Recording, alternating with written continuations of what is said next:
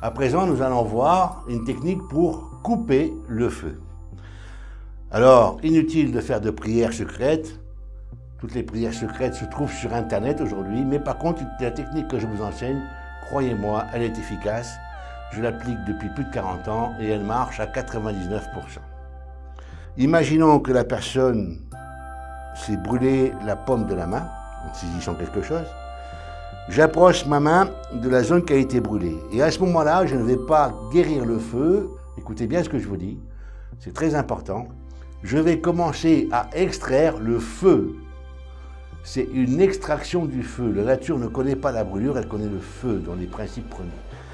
Donc en faisant ce geste-là d'extraction, je vais imaginer qu'ici, il y ait des petites flammes, comme des flammes de bougie ou des petites braises, qui sortent de la paume de la main. Je saisis l'ensemble, dispersion dans l'énergie environnante, et je recommence.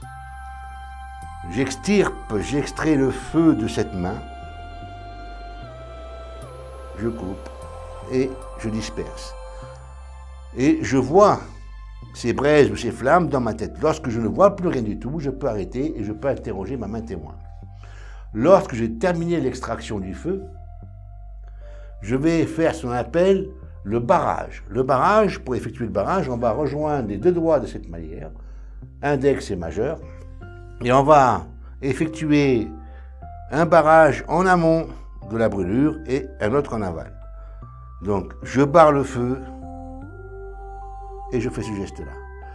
Quel en est l'objectif? L'objectif est de faire en sorte que la douleur soit circonscrite dans cette zone et ne se diffuse pas dans l'ensemble du corps. La personne aura cessé de ressentir la brûlure.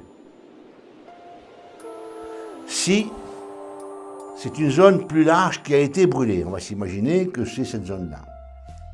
La personne a été brûlée ici, elle a reçu une casserole d'eau chaude. Je vais effectuer exactement les mêmes gestes, je vais extraire le feu, dispersion dans l'énergie environnante, autant de fois que nécessaire. Et lorsque j'ai terminé, le barrage, je vais le faire d'une manière circulaire, je vais circonscrire la zone de cette manière, de manière à ce que la douleur soit circonscrite ici, elle disparaisse totalement vu qu'elle ne va pas arriver au cerveau. Voici pour le feu.